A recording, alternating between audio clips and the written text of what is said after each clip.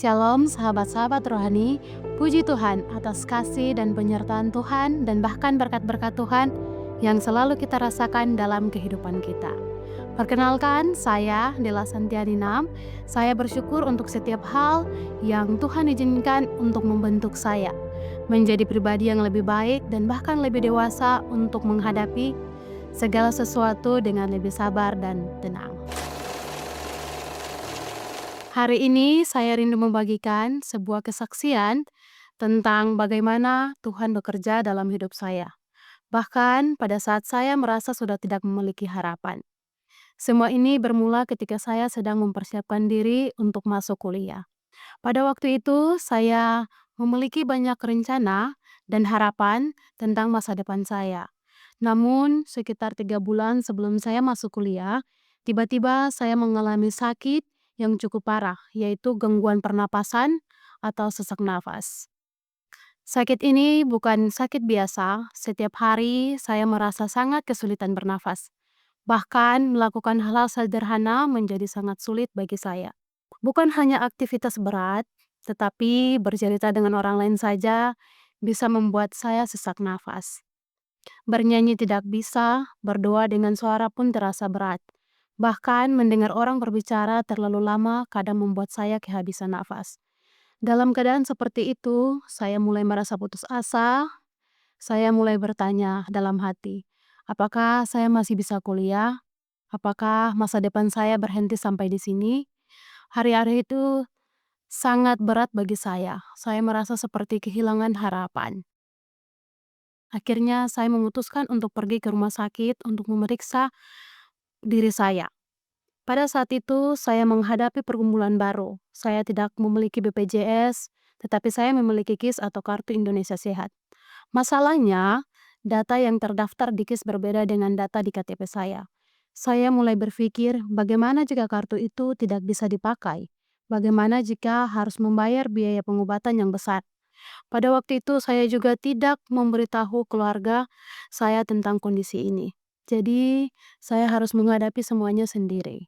Saya tetap pergi ke rumah sakit dengan membawa sejumlah uang yang sudah saya siapkan untuk biaya pemeriksaan. Tetapi, sebelum mendaftar, tiba-tiba muncul satu pemikiran dalam hati saya. Coba saja gunakan KIS itu, walaupun saya tahu data KIS dan KTP berbeda. Saya tetap mencoba, tetapi sebelum mendaftar, saya berhenti sejenak dan berdoa kepada Tuhan.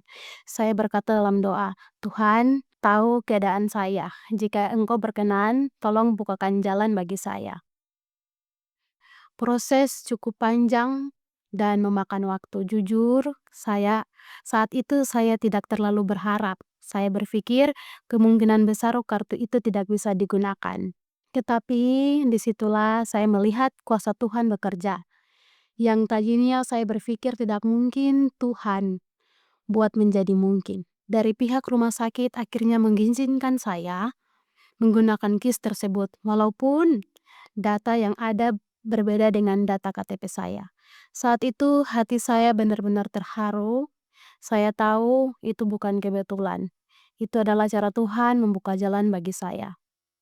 Saya kemudian menjalani berbagai pemeriksaan medis dan puji Tuhan, seiring berjalannya waktu, saya boleh kembali sehat sampai hari ini. Semua itu bukan karena kekuatan saya, tetapi karena kasih karunia Tuhan yang tidak pernah habis dalam hidup saya. Namun, sahabat-sahabat rohani, pergumulan saya ternyata tidak berhenti di situ. Setelah sembuh, saya akhirnya masuk kuliah di salah satu universitas swasta di Sulawesi Utara. Sejujurnya, saya tidak pernah membayangkan akan kuliah di universitas itu. Dalam pikiran saya, universitas tersebut terkenal mahal dan saya merasa tidak mungkin bisa kuliah di sana. Tetapi ternyata Tuhan memiliki rencana yang berbeda. Di semester pertama, saya memutuskan untuk kuliah sambil bekerja part-time. Namun, tidak lama kemudian tibalah saat yang sangat menegangkan bagi saya. Waktu pembayaran cicilan pertama uang kuliah jumlahnya cukup besar. Saat itu saya benar-benar bergumul. Saya berpikir keras bagaimana saya bisa membayar uang kuliah tersebut. Akhirnya, saya memutuskan untuk pergi ke sebuah tempat di kampus yang disebut Prayer Garden, sebuah tempat yang disediakan untuk mahasiswa dan seluruh warga kampus untuk berdoa. Setelah selesai berdoa, saya kembali ke kelas. Beberapa saat kemudian, dosen mulai menyebutkan nama-nama mahasiswa yang memiliki masalah pembayaran. Nama-nama yang disebut itu adalah mahasiswa yang status pembayarannya masih bermasalah. Pada saat itu, saya sudah siap mendengar nama saya disebut. Dalam pikiran saya, pasti saya salah satunya. Tetapi yang membuat saya heran adalah nama saya tidak pernah disebut. Saya mulai merasa bingung. Setelah kelas selesai, saya langsung membuka sistem keuangan kampus untuk mengecek status pembayaran saya. Dan saat itulah saya melihat sesuatu yang membuat saya benar-benar terdiam. Ternyata pembayaran uang kuliah saya sudah lunas. Bukan saya yang membayar, bukan juga karena hasil kerja part-time saya. Tetapi entah bagaimana seseorang sudah membayar uang kuliah saya. Sampai hari ini saya tidak pernah tahu siapa orang yang membayar itu. Tetapi saya tahu satu hal, Tuhan bekerja melalui caranya yang ajaib.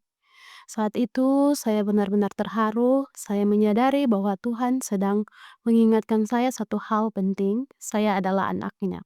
Dan seorang anak tidak perlu berjalan sendiri, seorang anak boleh bergantung kepada bapaknya.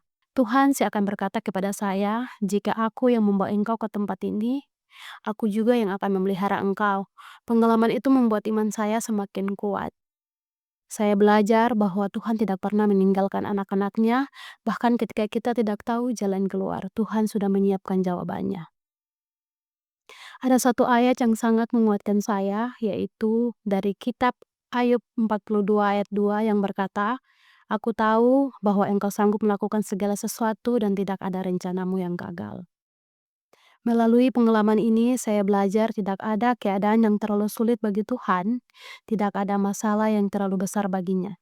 Sahabat-sahabat rohani yang mungkin sedang menghadapi pergumulan hari ini, saya ingin mengingatkan bahwa kita adalah anak-anak Tuhan. Kita adalah miliknya yang berharga, dan Tuhan rindu agar kita belajar bergantung sepenuhnya kepadanya.